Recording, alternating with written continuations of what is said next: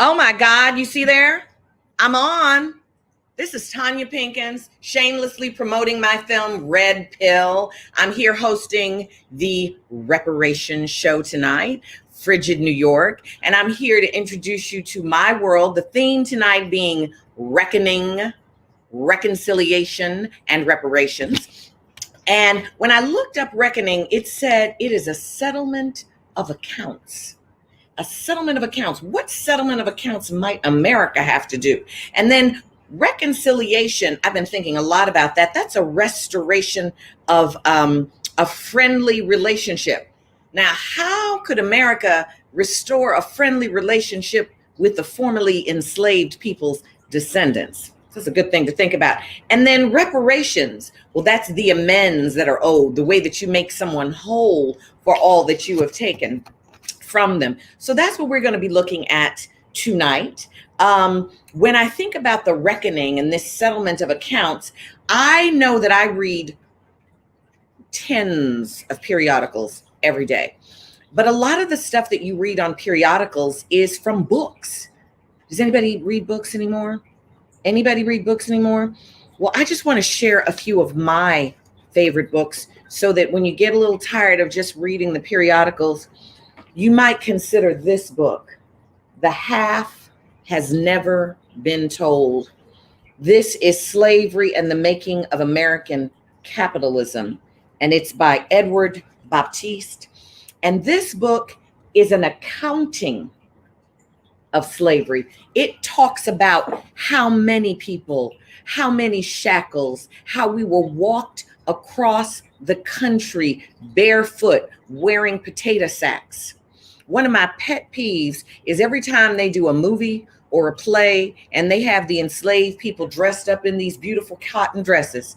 We were picking cotton. They wasn't dressing us in no cotton. In fact, in my new obsession, cast by Isabel Wilkerson, Run, Don't Walk, and Get This Book, she talks about how they even made laws that slaves could not wear certain fabrics and that the only fabrics we could wear were the most rough-hewn fabrics. So think about that.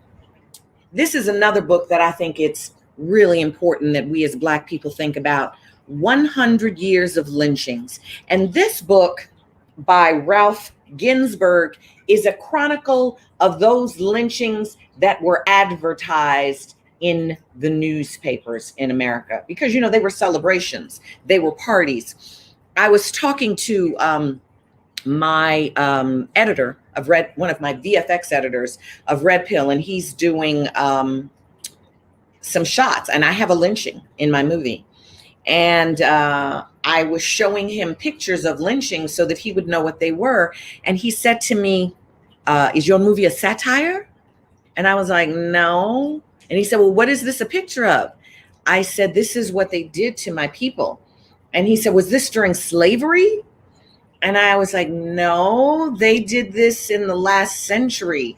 They're still doing it now. And he was there were no words he had for it. Coming from South Asia and growing up in Hong Kong and only being here for the last 14 years, he had no way to even fathom that these pictures of charred people was what I was talking about. But I wanted him to see that as his reference for the VFX for the lynching that happens in Red Pill. That's a secret that I've shared with you. I'm excited tonight that I get to share the evening with a friend of mine. Many of you know him. He is a recording artist. He is a political commentator, and I've got to put on my glasses to read his full bio. It says here that my next guest, look at this. My phone does not want me to be able to read your bio. Over the past few years, DDM has been crowned an all-time favorite in his hometown of Baltimore. Baltimore in the house, rising up through the battle rap circuit to a star solo performer in his own right. His 2019 solo debut, Beautiful Gowns, serves as an introduction to the rest of the world, battling the East Coast rappers' bravado, wit, humor, and heart into one original package. In 2018, his viral reading of political tell-all books got him crowned the Secretary of Shade with a YouTube channel with over 19,000 subscribers to date. He's been a guest on The Hill and is considered a rising star in political commentary. Please hit the track for the video on my guest, DDM.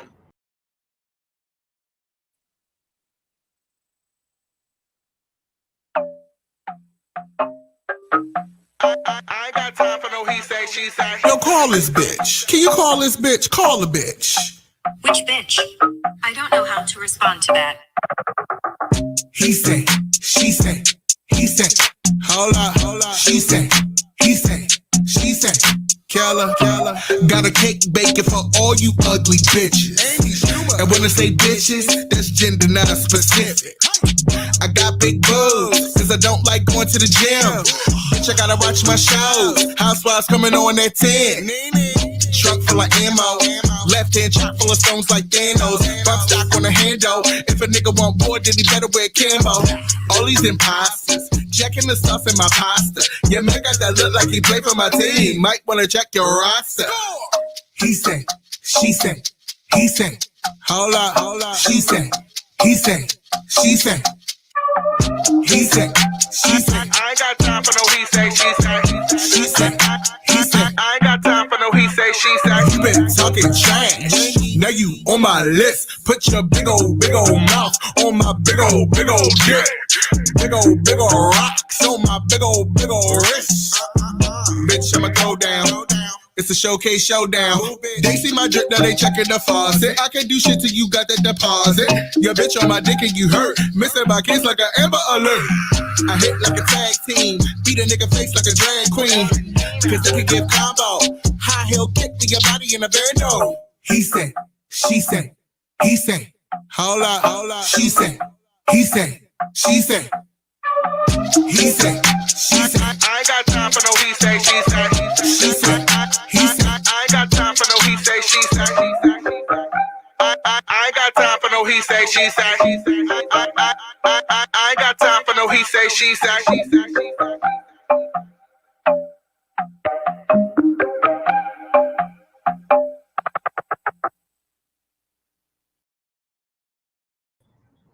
Well, welcome he to say, I'm the she say tonight.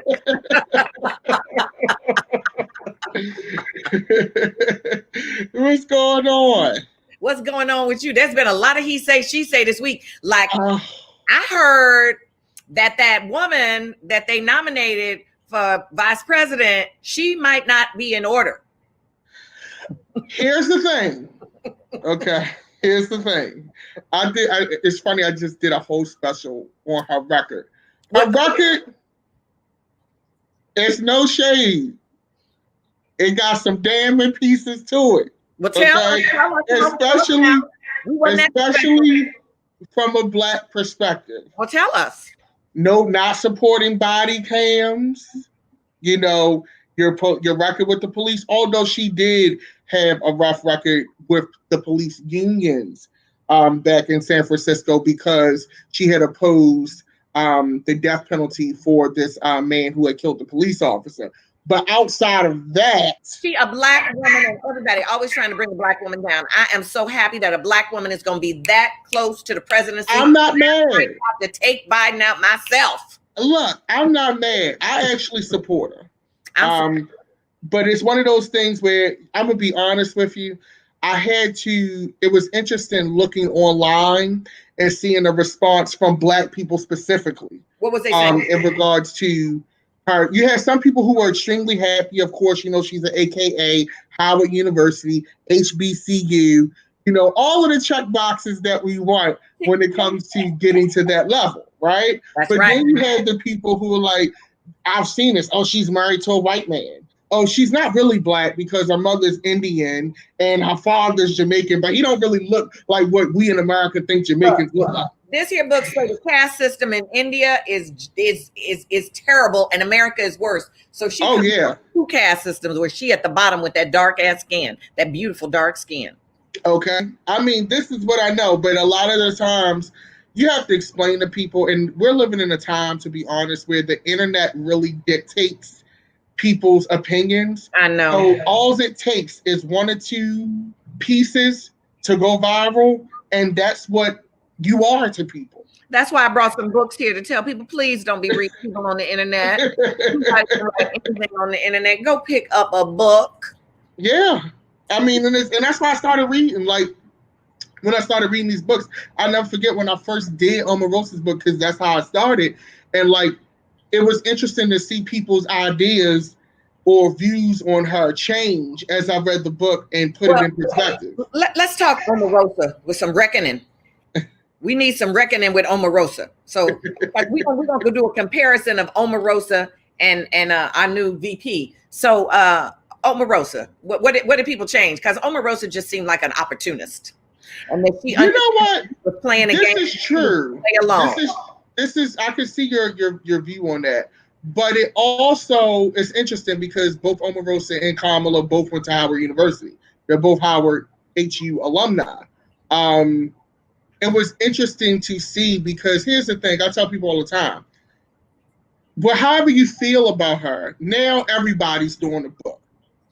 Her book actually had archived footage, okay?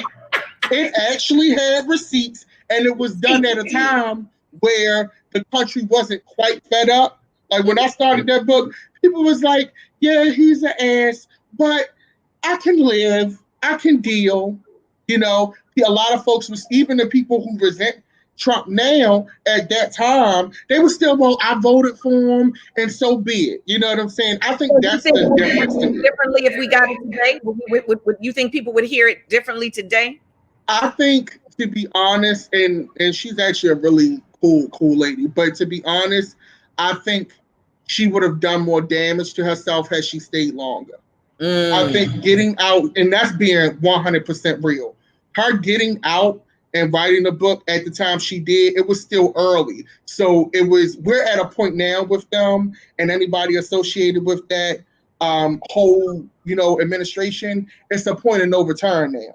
So like now, if you everybody in there, so they right, you know what I'm saying? Like it's a point of no return. Those earlier times, like, and not defending Sean Spicer at all, because he lied to people on public TV, but he got out very, very early. Omarosa got out very, very early. Anybody with sense knew after a certain point, you can't work with this. I think the idea in the beginning was, maybe we can just finesse this and he won't be that bad and I can still get what I want. But then you made a deal with the devil. Well, don't we think that like Omarosa and Kamala, they are infiltrators? They got in the same way that the KKK infiltrated all these organizations and red pilled them, which is to get in and then turn the organization towards their way of thinking. So when you infiltrating, you got to play the game to infiltrate. And she had to be playing the game really well for them to get comfortable enough with her to let her rise as high as she is. Now going to be a heartbeat away from the highest office in the land, the world. Okay, so I would say she was working them 48 laws of power. Okay. And a lot of people miss that. I think, and this is the thing, when I did my previous broadcast on Secretary of Shade about Kamala's record, you got some people, you're never going to be able to convince them or have them see an alternative view, and that's fine. But sometimes what we think about, what we forget as Black people about Black people in positions of power is the level of sacrifice that has to be made to get there.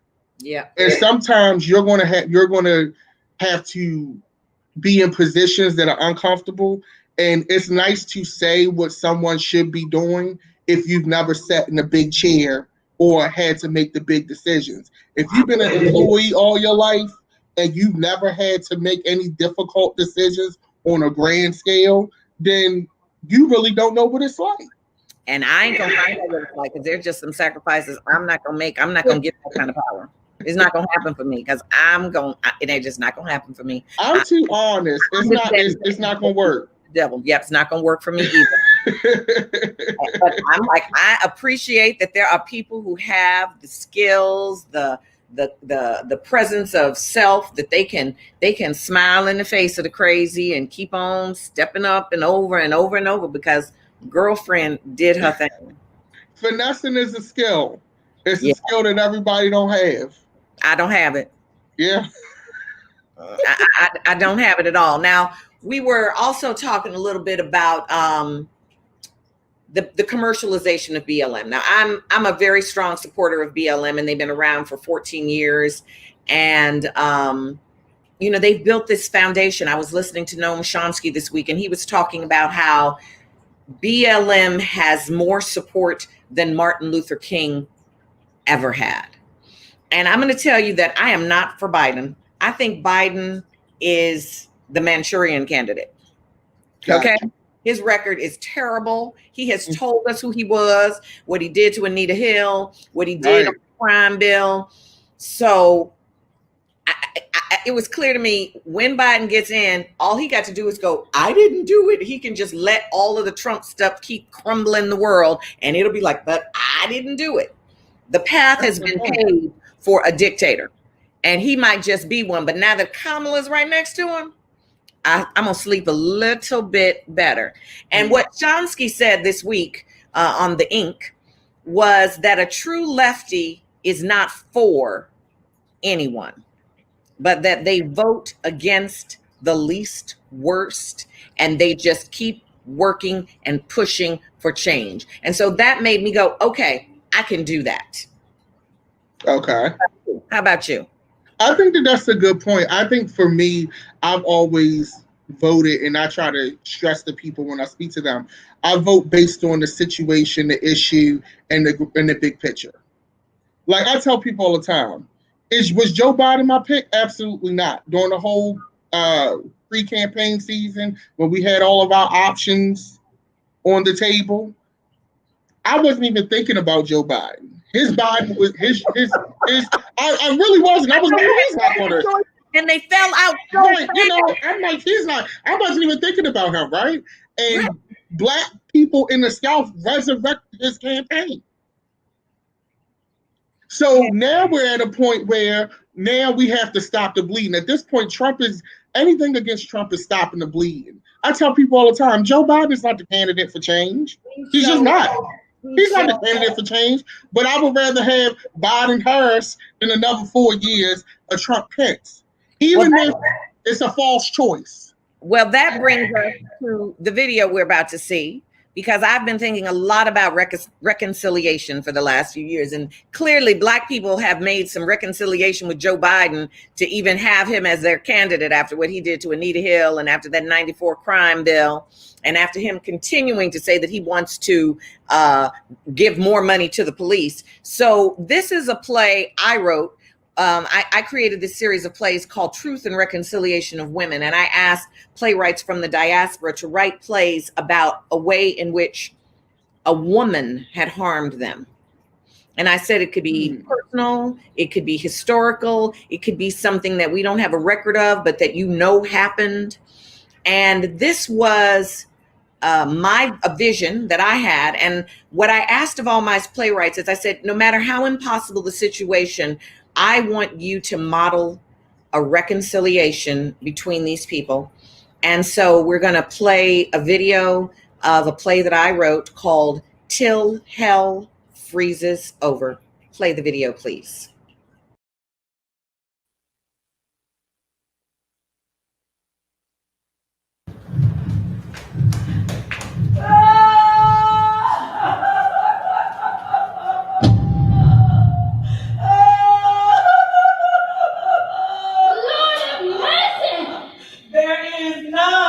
Lord, no mercy.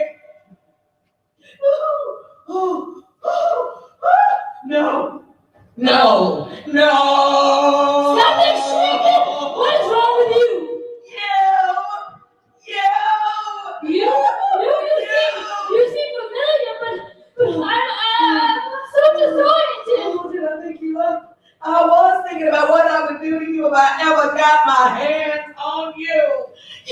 me?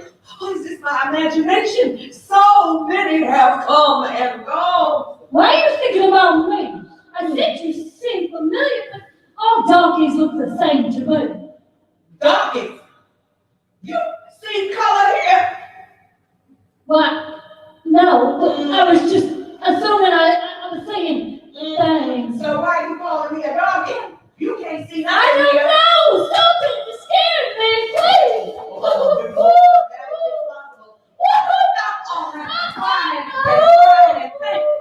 You know me.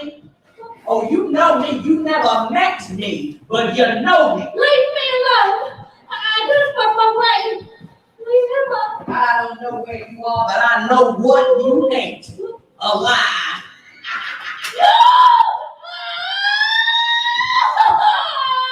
Yeah. Nobody. How do you know it? How did it happen? Oh, my poor grandchildren. You had grandchildren? Now ain't that a bitch, God? Don't you take the Lord's name in vain? You'll go to hell. Been there, done that. While I was alive, ain't nothing more the Creator can do to me. But you here, now, this might be a gift from the other one. God don't like ugly. Now, whatever God is, it like ugly a lot. That's the only way your nasty, lying, stinking, disgusting ass could have outlived me. Oh, I want to wring your neck right now. Well, you can't, because I ain't got a neck and you ain't got hands.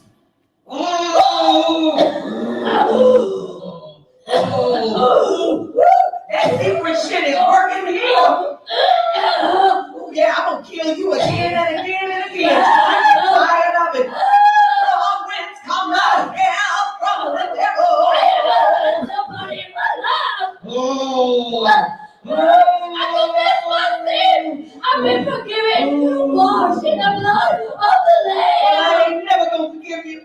You killed my son just as sure as the bullet that pierced his skull, the knife that carved his tender flesh.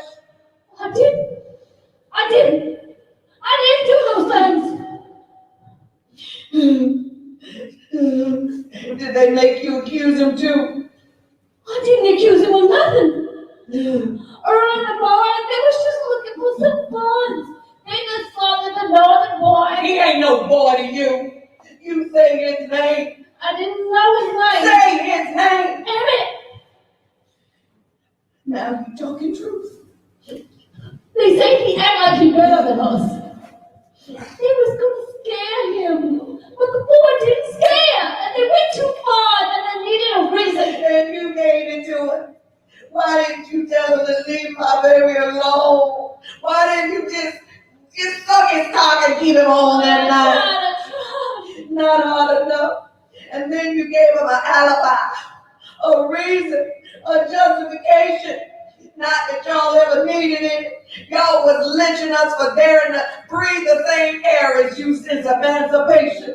That's not my fault. Well, whose fault is it? Talk to God. Oh, you ain't worth the strength or the energy. I'm sorry about your boy. What's a sorry worth? I would have died for my son. Why couldn't it have been me, Lord? Why not me, Lord? Why are you holding me here in continued agony? Just set me free. Let me return to the dust and the emptiness in this searing pain. You don't believe in heaven? What I believe in ain't never meant nothing. Why would it mean anything now? Oh no, I tried to do better with the rest of my life. I quit drinking. Whoop-de-doo. I didn't have any more children. I was afraid God would punish me and make them retards on the phone. Your son died. I prayed for that. That's why I'm suffering here now. No, you didn't. You're a good Christian woman. Is that what I am? Do I have to suffer like Christ? Why didn't you just take me with him, Lord? You see that what you did, showing him to the world, made the colors rise up. And you live to see him knocked down again. Oh, the colors got a lot of things now. There was even one in the White House. Shut up. Just shut up before I wring your neck again. Oh, wait, please. You're near to God now. Just forgive. Where is God here? God is not here. Is this my hell, Lord? An eternity with the weaver of my sorrow. This lion. Stop saying that. Please stop saying that. You took my son. I lost a son too. You think that's justice? An eye for an eye. God punished me too. Murderer. Murderer. Oh, man, please. My life was never the same again. But you had a life. Mine was gone. It was over. My faith was lost. Confess your sins, and Jesus will forgive you. Have you confessed? Have you confessed? Stop. Stop it. Stop it right now. Please. Oh, just you stole image justice with those white tears. So I was crying on that stand because Earl beat me so bad that morning that I could barely sit. He said he would do worse to me. So you protected a murderer out of fear for your own hide. If I could take it back, if I could do it again, I would have stopped him. I should have stopped him. I should have told the sheriff. I should have. Oh, woulda, coulda, shoulda. For 3 blind mice. It's getting late. Is it? I'm scared. Oh, there's not much time left. I seen Earl looking at them coffee-colored gals. Their hair so curly and their hips so round. I always been a bone. My daddy said nobody want a bone but a dog. But Earl want me. He want my pale skin and my dish rag hair. Blonde hair. God, You the prize. I wanted to make him jealous. I was just being foolish. I just wanted a little attention. I didn't know what he'd do. You knew what he'd do. He'd done it before. Yes. Y'all had parties. I didn't know no better. But you a Christian. What would Jesus do? What would Jesus do? Jesus would have take his place. Jesus would have died for your son like he died for all our sins. I could have run away. I could have told the truth. I could have died for your son. I should have died for your son, taking whatever Earl put upon me. Let him beat me to death.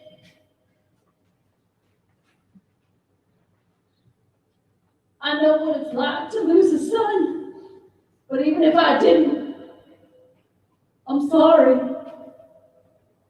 I know that don't mean nothing. I don't make up for you and your boy's pain and suffering. Would you like to hit me? Go on. Hit me. Hurt me. I deserve it. It won't prevent your boy, but maybe hurt me could heal you. No, you're too good a person for that, I know. There are no words for what I did. There's no way to repay you, to apologize. What do you want from me? If I could bring him back alive, I would. What can I do for you? Is there anything that I could do that would make any difference?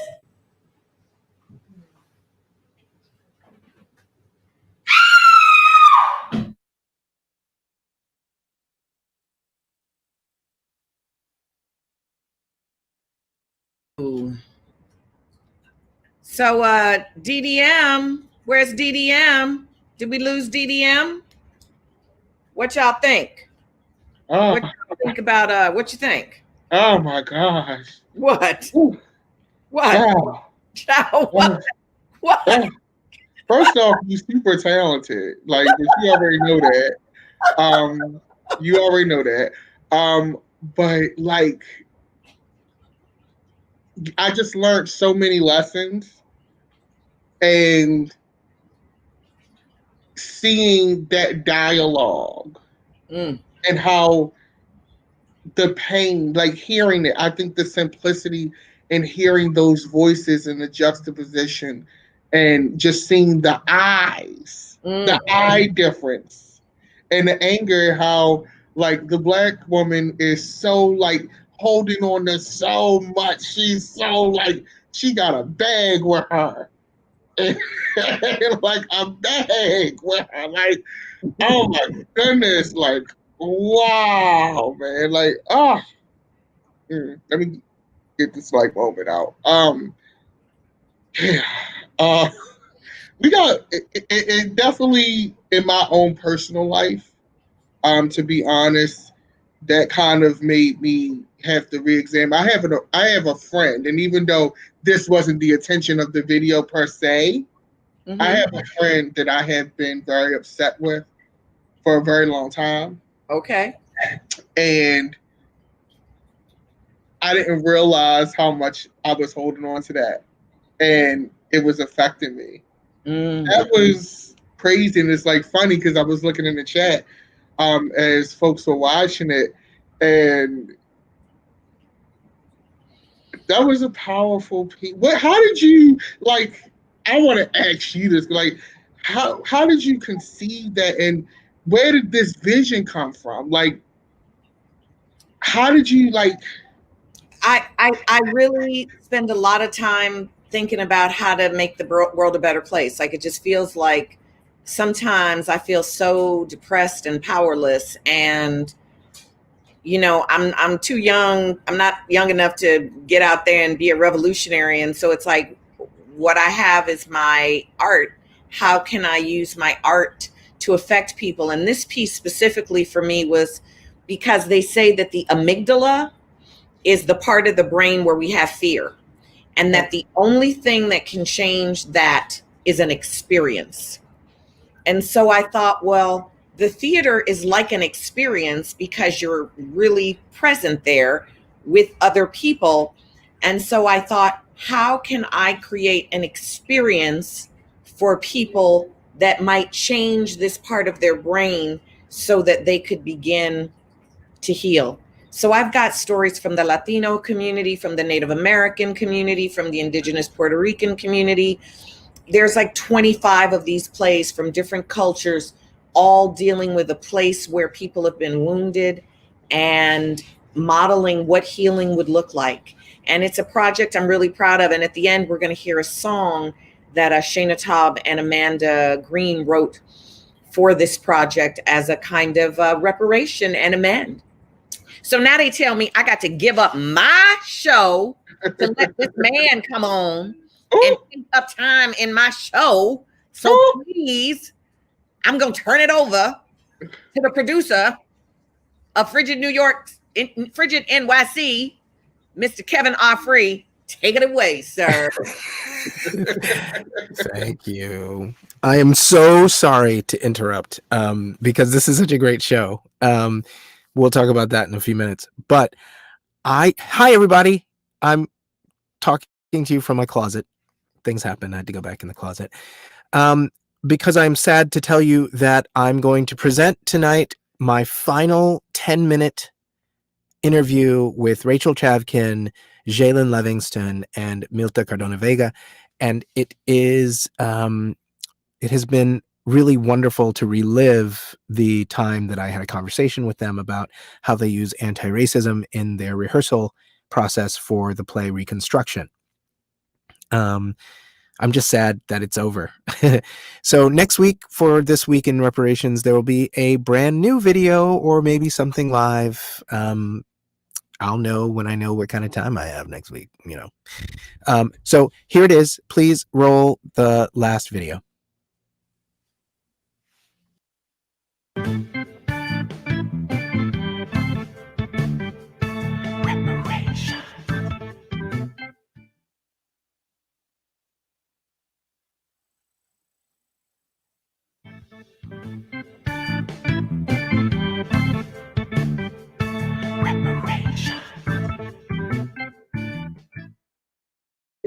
Hearing you say that reminds me of all the years that I was a teaching artist, and I would say to students to leave all of the problems that you come in here, leave them outside.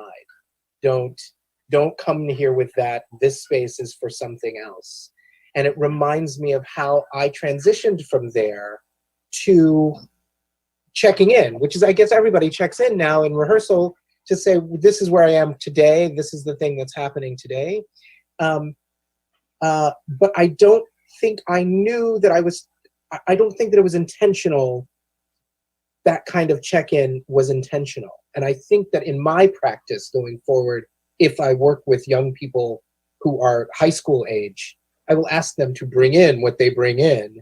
Yeah. And let us just deal with that so that I'm not ignoring their feelings of lack of powerlessness, which I think so many of us feel in general, but in artistic spaces where, I mean, when I'm an actor, I'm completely insecure. Just walking into the space to do a bunch of things for somebody to say, yeah, that's great, but can you try it this way instead? Yeah. So you said that, and I just wanted to say, to mark that as something in my own practice that I will change. Yeah, I mean, to that point, like I was saying, there's the step of knowing it, the step of 2, realizing that you can use it, and it's probably better to use this than to not. But I think the critical, hard, radical step is to challenge the white cohorts in the room to balance the scales. Mm-hmm. And so often they are made to bear witness to a certain level of suffering or pain or anguish, or even to be less emotional of it, just wait. So how can all the artists in the room come in carrying a similar amount of weight? It doesn't mean the weights that we carry are the same weights, right?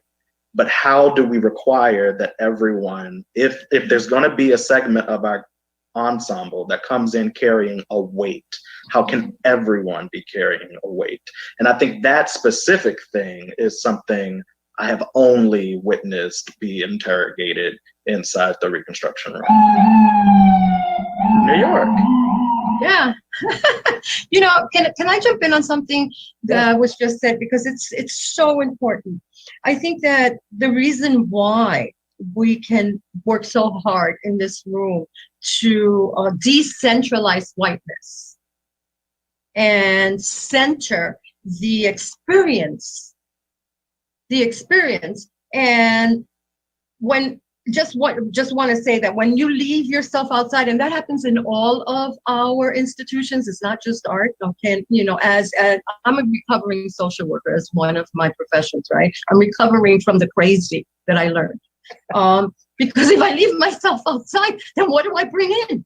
Then I am an empty vessel that becomes a chair, an arm. It's just something for the director or the producer or the executive director or whoever. Okay, in whatever institution you're at, to make do with. And so you're never yourself. And then we wonder why we're walking around thinking, who am I? And then we have a DSM that gives us categories, imposter syndrome, right? That's one thing. The other thing is that with a race analysis, you can be. Without a race analysis, you're just a puppet. And you're following, what is considered norm. And in white supremacist culture, norm is for all the white people to know, whether they know or not. And they're going to know more about my being Latina than me being Latina. And my being Latina is never going to be seen as something that needs to be raised for its own value and quality. What needs to happen under white supremacy is for that to be erased, so that they could pour into me what Latina is supposed to look like.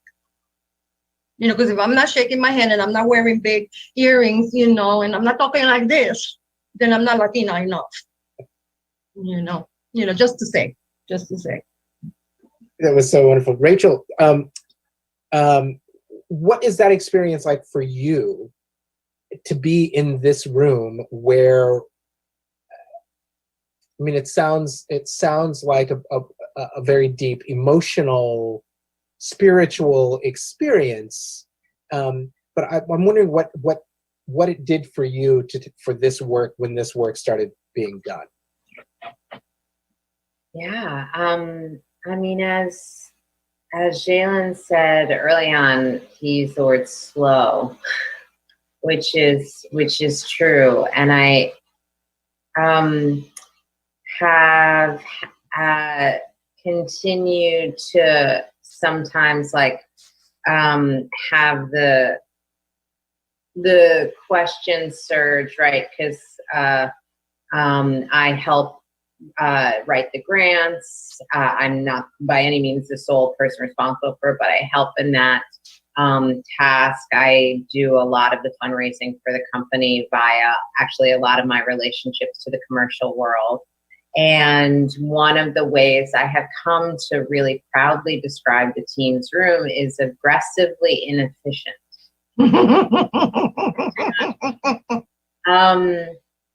I think that they're one of the many ways, as someone who like, you know, can walk in and have had like big chunks of my career rest on put a musical together in 3 weeks. Mm-hmm. So is the adjustment continual and deepening to not operate on that sense of time. Mm-hmm. And time is something we have talked a lot about in the Reconstruction room, and particularly how time has been weaponized against people of color by white people, particularly under which involves both like a racial analysis, as Milta has talked about, and also, as I have heard her and others of us discuss, an economic analysis, mm-hmm.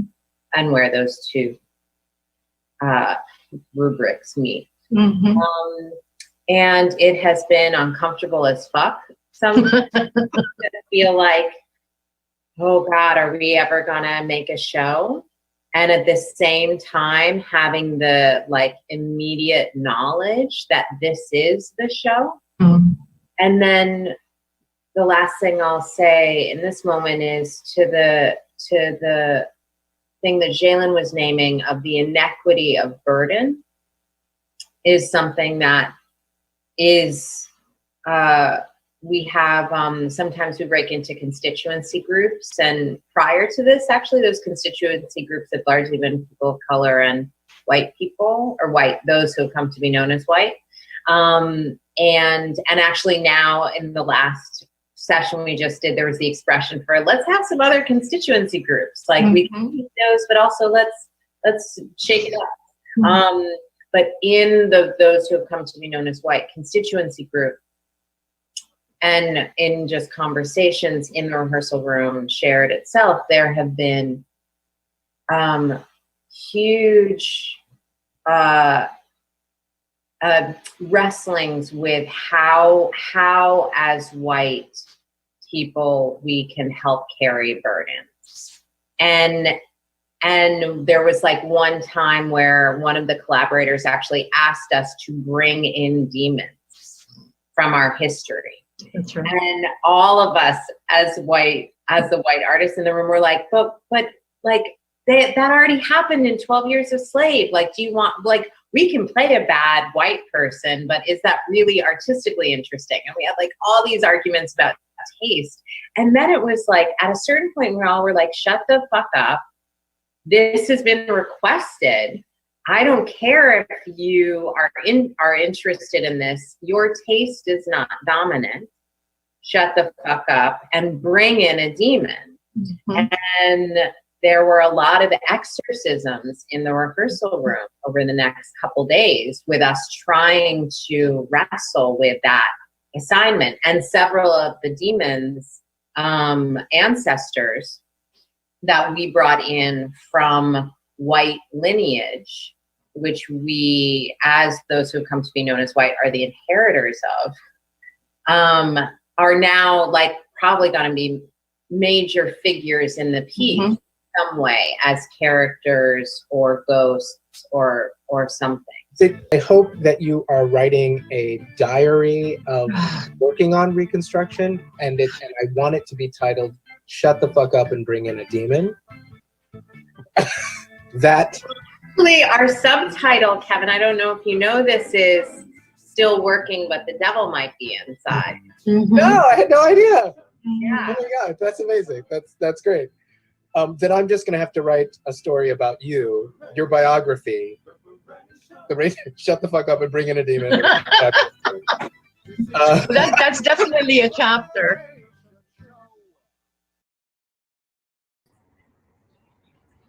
Wow. That got me thinking. I'm here. That got me thinking about the Karen meme because y'all close with the white girl. You can get the last word.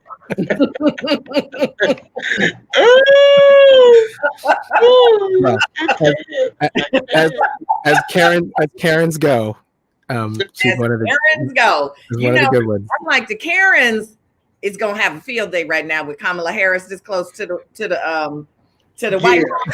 I'm not happy that a black woman got there first. If it was 54% of white women that voted for 45 before, 60. Might go up to 75. Just scared of Kamala. Just so scared of Kamala. Exactly. We can't have no angry black woman in the White House. They thought they were scared of black men before, but now they're like, oh. They was always scared. Actually, I'm quoted in an article that just came out in the New York Times as we were speaking here right now, an article about 45 calling Kamala an angry black woman and feeding into the trope. I was saying angry fat black woman because I've written a book called The Angry Fat Black Woman Who Devours the World. Yes. Angry fat black woman because yes. I love it. And you know what's so interesting? I was watching, I feel like you find things when you're supposed to receive them. And I was watching this documentary, Watts Stacks, which you probably know, but it's about this festival they had in California in Watts, 7 years from the Watts riots, right? And Stax Records put it on together, and they have these interstitials interviewing different black people. It's a great time capsule.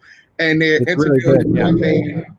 And it's really good. Yeah, I've seen the documentary. And they interviewed like this one man, and he goes, my dad used to always hide when bill collectors came to the door. My mother always had to face them.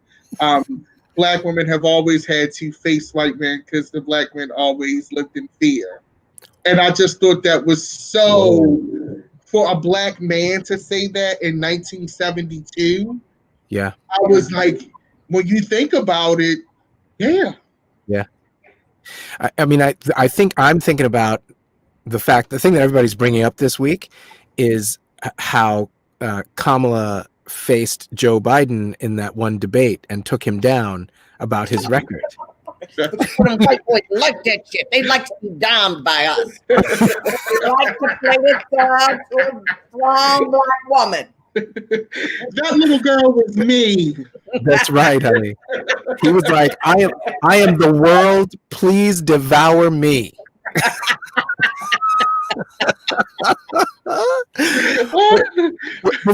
Before you go on and continue this amazing show, I want to thank you both for being on it. Thank you, Tonya. Thank you, Tonya, so much for bringing your talent and your wit and your upness with the times to the show.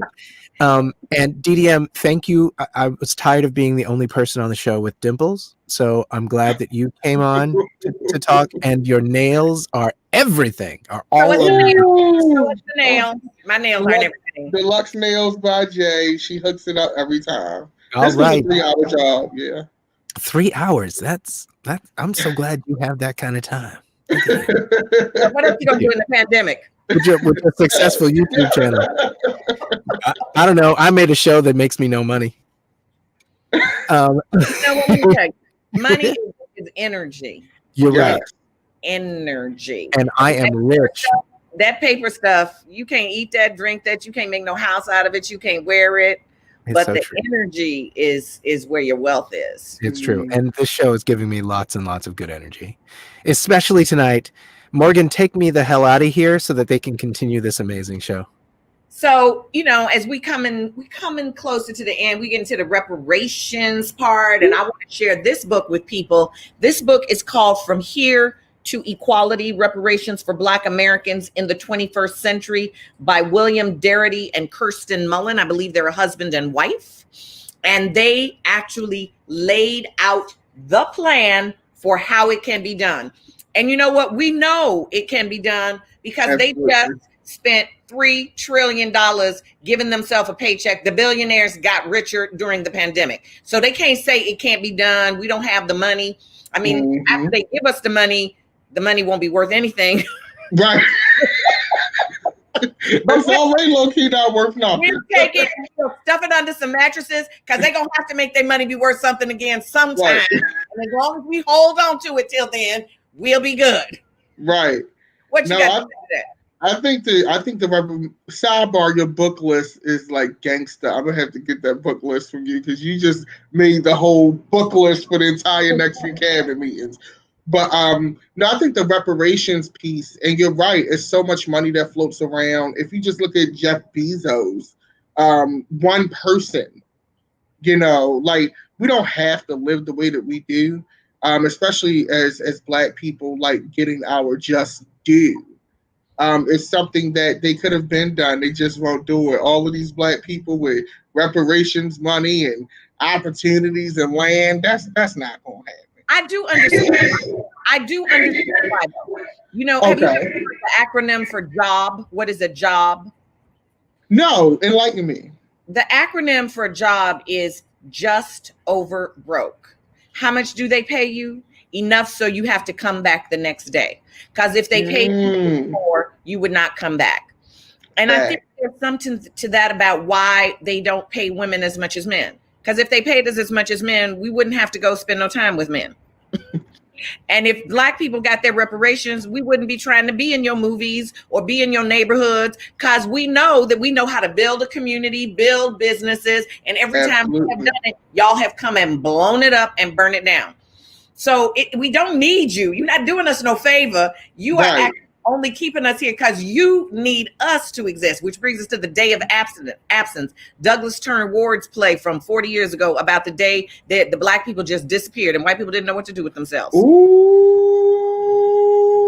I gotta see that. Is that like you can find it in print? A Day of Absence. Ooh. And that's one thing that Elizabeth Wilkerson brings up in Case. She talks about how people, like even in the Wolf family, they need to have someone at the bottom, the scapegoat. And that, after the Jews were all, they had no more Jews to be upset with, then they had to start being mad at each other because they needed somebody to be on the bottom. So then they started looking at people with dark hair and going, where you come from? You sure? I hope it's not true that people have to do that because I feel like, did the African people do that? Do we do that? Yeah. I mean, there's always in any human society, I think, going to be a hierarchy. I think race makes it easier. But hierarchy is different than this caste system. I mean, when the Africans were selling people into slavery, they had been having slaves forever. Your slave is part of your family. You know, they were slaves. But the thing that was done in America, no one could fathom what that. I don't think they foresaw that. No one could, because what was done in America had never been done in the history of the world. And I always say to people, after, quote, the revolution that freed America, slavery got worse. It got worse. They became more violent. That's when they started raping us and breeding us to make more enslaved people, to make more property. The people who came here and settled America, those colonists, they were the most violent, evil people that the world had ever known, because what they did here to human beings had never been done in history on the planet. And you bring up a great point in that, because as you look at how the country was built, and even the people that came over from Europe that settled in America that, did what they did, they weren't like the pick of the litter or like the high society type people in Europe. You know what I'm saying? They was like them over there. Right. Okay? They must know where they came from. Right, but I think that's an interesting point. And actually, I want to read that play. You said it's called The Day of Absence. A Day of Absence. It's a play by Douglas Turner Ward. I want to mention this book here. It's called Woman's Evolution. Okay. And the reason this is by Evelyn Reed, and the reason I want to bring that book up is one of the things she talks about in it is the way primitive people treated other people. Come on, water. Her theory is that because primitive people didn't know about DNA, they had a very strict set of rules about who you could have sex with. And like 75% of the women in a tribe were off limits for sex to most of them. So below a certain age, above a certain age, and everyone was mother, or, there was this communal thing. Now, that was in your community. Now, the people in that community over there, you could have sex with them and you could eat them. And so her theory is that they didn't understand DNA, but they understood hunger. They had hunger for food and they had hunger for sex, and they had to protect one another. And they thought of themselves and their community as man, and they thought of everyone else as an animal. And so the anthropologists who went around interviewing them, they would all talk about the other communities as animals and cannibals. They didn't see that of themselves because they didn't eat their own people or sleep with their own people. They only did that to those people that they thought of as other. And they're not doing it to them. Right. So, and I really think when you think about it, the Europeans are the shortest culture in the history of the world. Like the Asian cultures, the African cultures, the South Asian cultures are thousands of years older. So we have like these very primitive beings, because they got this metal weaponry, they were able to colonize and take over the world. But in many ways, their mentality is still like, we human, everybody else, we can just rape, pillage, eat. So it's this very, very unevolved mentality that I see in that group of people. So a reparation, a song that it delights me. I'm not going to tell you more about it. We will talk about it after it's done, but it was written by Shayna Taub and Amanda Green, and I'm going to take credit for putting them together for the first time to collaborate on a song for my Truth and Reconciliation project. Please play Sorry.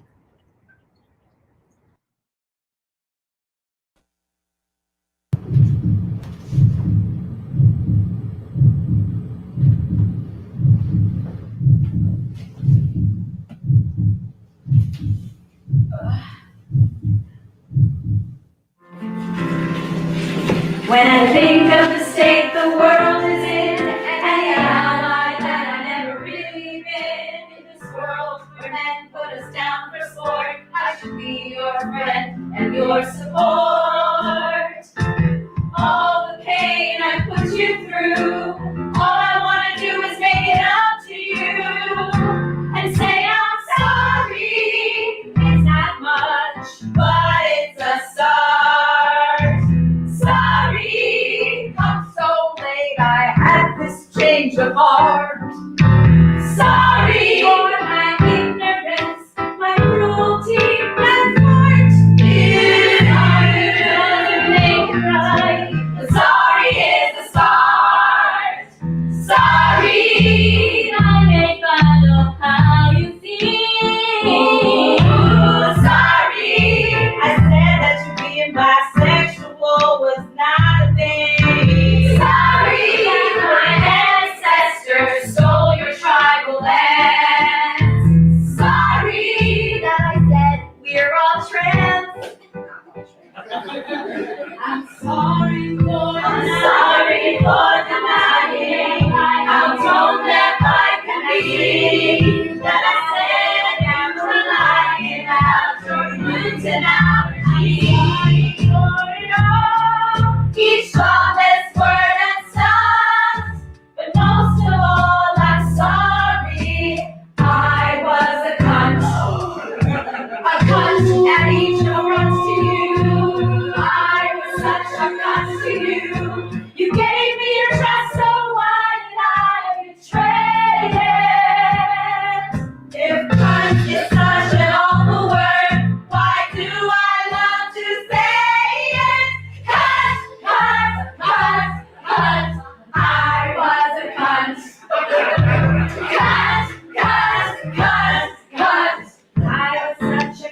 You were such a cunt. Take back what I did then. I guarantee that I won't be a cunt again. Putting money on my bullshit and my lies.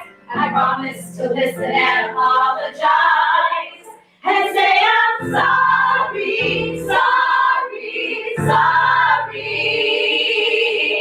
I was a cunt. I was a cunt. I was a cunt. I was a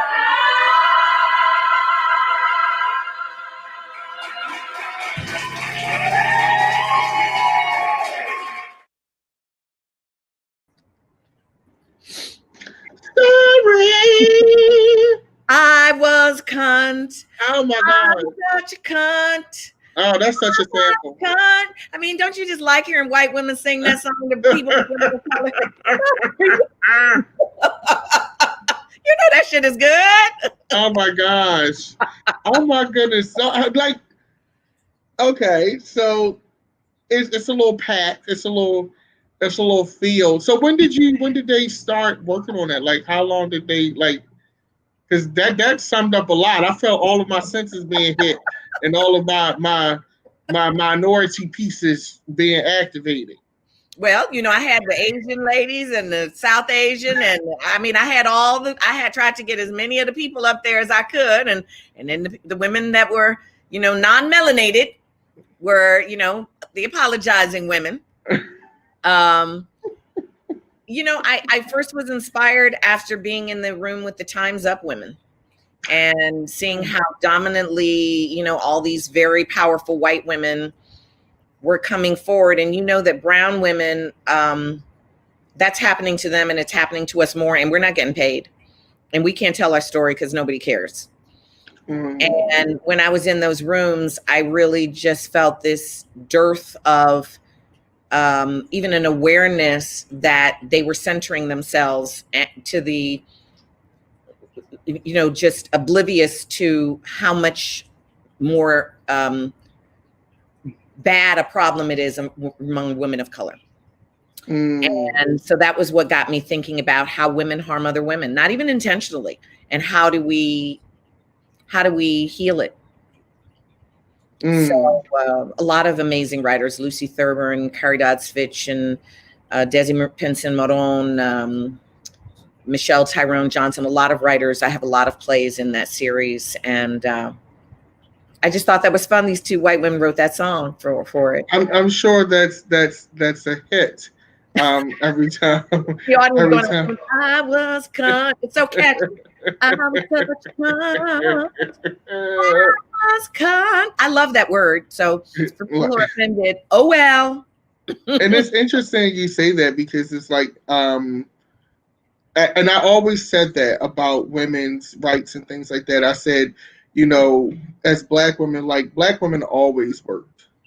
Black women always, movement. You know, like they always were doing the man's work, quote unquote. That was never, like, I talked to my grandmother and she's like, oh, women's lib. Like, I was already doing that. She's like, that's like a lot of black women just could not or didn't relate to that. You know what I'm saying? It was just like, okay, whatever. You know what I'm saying? But they just didn't have that privilege or that housewife, I get to stay home all day. Like in the black household, everybody got work, you know. I mean, maybe some, but in most not only everybody got to work, but it doesn't matter if the house burned down, you ain't got no, still got to go to school. Okay, we don't get like, oh, something bad happened. We have to stay home and mourn and grieve. No, we don't have time to mourn. We don't have time to grieve. We got to keeping on no matter what's going on. We got to keeping on. You gotta keep going. My mom is still working now. My stepdad is still working now. Like that's just what it is. You know, that's what it is. We ain't complaining about it. It's no escape from that, especially in these times now. It's not a game. So what's your prediction for the fall? And what is next for you, DDM? Ooh, okay, so this year is pretty much done. Just throw it in the trash. Just throw it in the trash can. So like 2020, just throw the rest of the year in the trash can it's over. I'm actually preparing for 2021. Okay. I'm currently writing. I'm writing what I hope is the soundtrack to the world reopening and concerts happening again. I'm hoping. Okay. You're reopening. But the most pressing issue right now is November 3rd, with the post office being under attack and this pandemic happening and mail-in voting being a thing. It is very important. Like, I'm focusing all of my energy.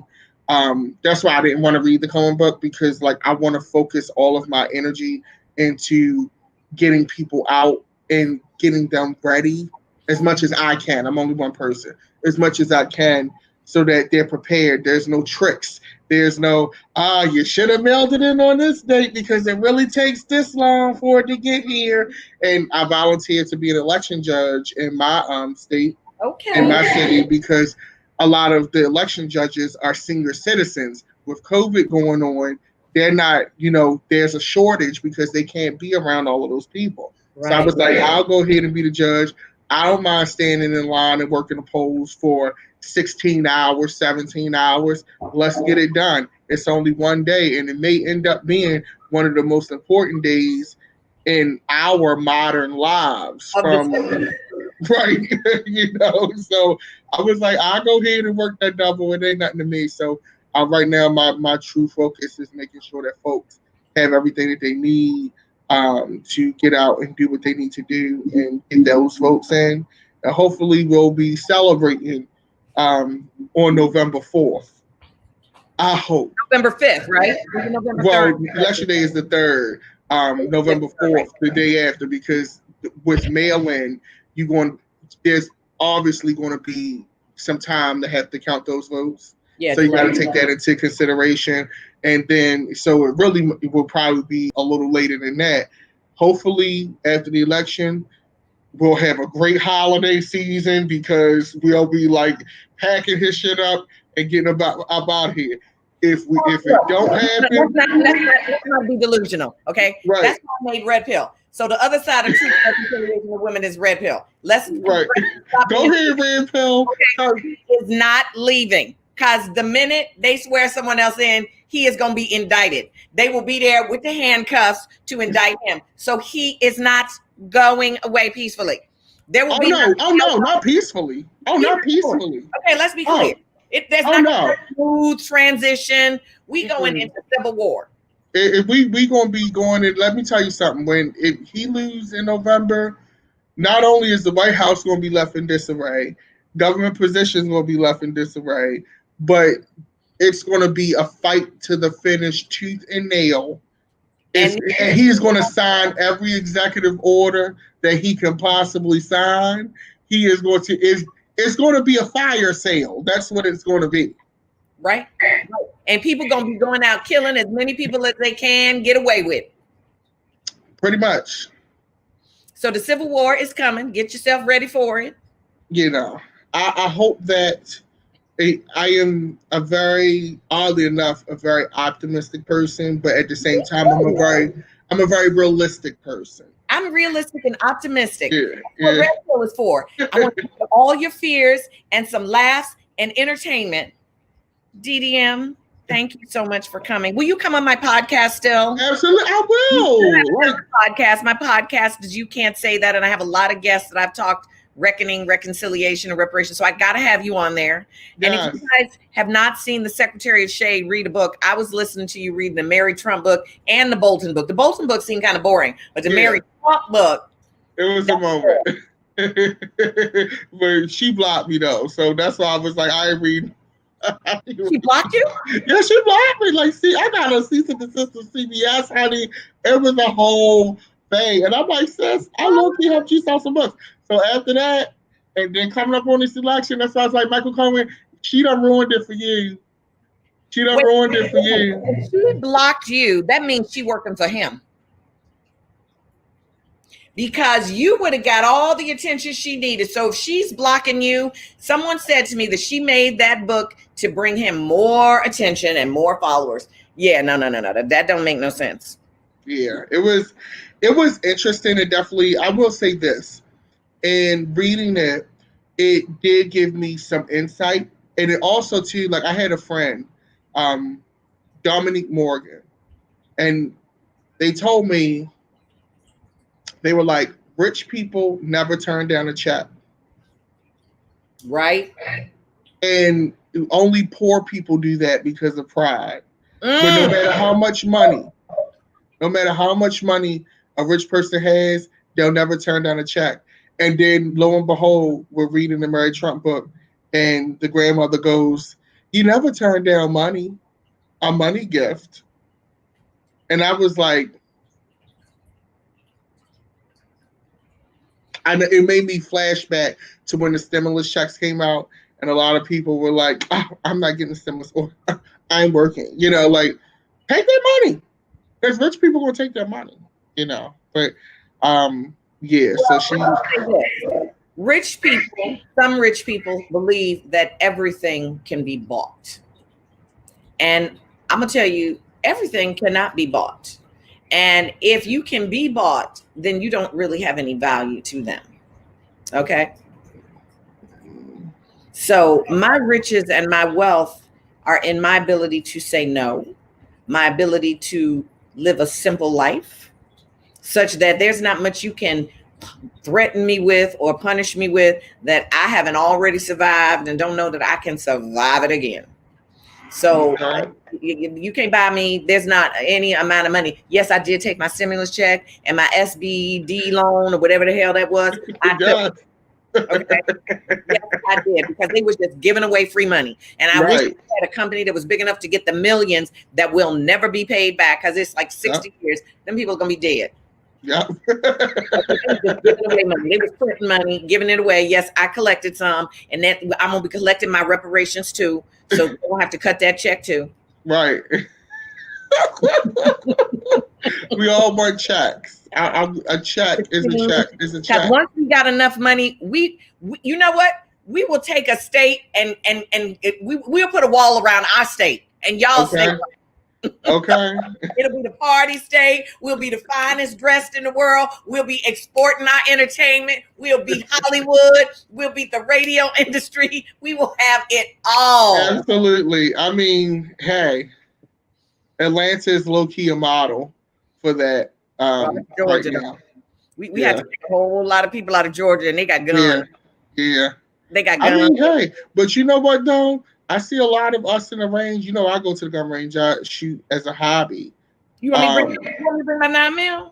Let's go. Let's go. Let's go to the 9mm. I want to get another one. Look. Because I'm like, you know what? Your intelligence and your education and your theories and that shit ain't gonna stop a bullet. Not at all. Okay. I'm intelligent, I'm well educated, I'm well traveled, and I'm a licensed gun owner. Okay. Let's do it. Bang, bang. Bang, bang.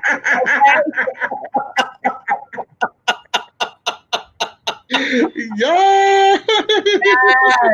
Yes, and black people. If all the black people had guns, the NRA would be out of business. Oh, it would be, and gun laws would be way different. Like they would be way different.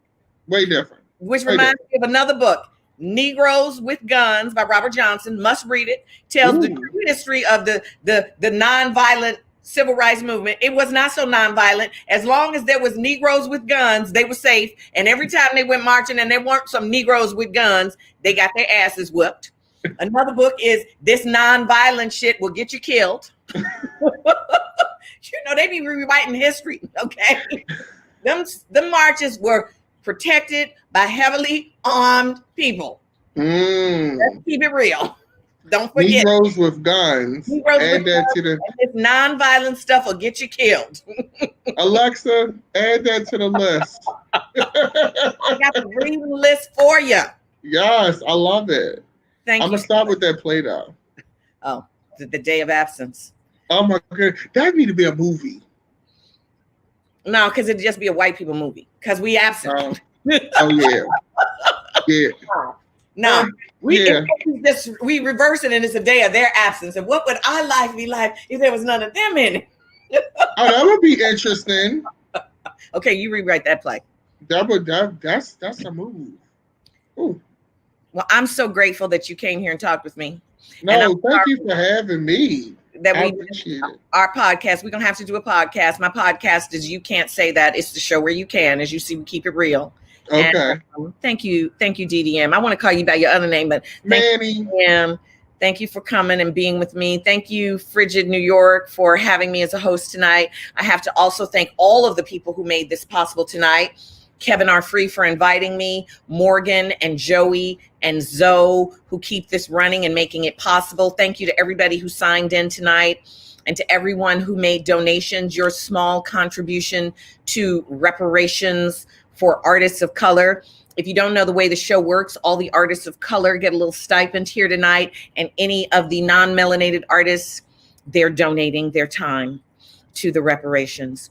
So I'm gonna say goodnight now, and we're gonna close out with a little sample from my movie Red Pill, which is, I like to balance the scales. So we have my Truth and Reconciliation plays, which are all about healing and love. And then we have Red Pill. Ooh. Follow us, like us, ask all your streaming platforms, tell them you want to see Red Pill this fall. Peace, Manny. Stay safe in Baltimore. I love you. I love you more. Everyone. And let's play the video for Red Pill.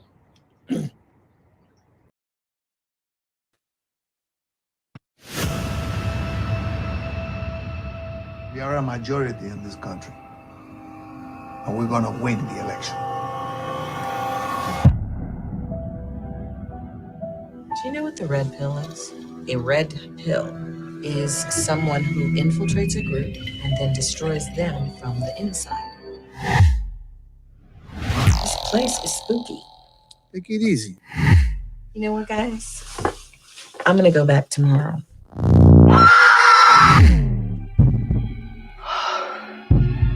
I think we should call the sheriff's office.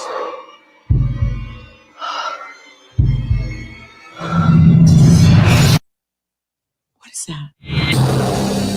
What are we doing, Leona? We die. But we take some of them with us.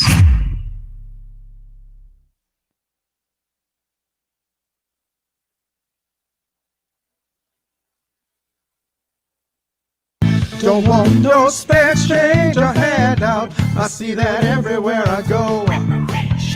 Want you to reach right in your conscience, baby, and give me everything I'm owed. I'm talking about them reparations, reparations. Oh, honey, give me all my money.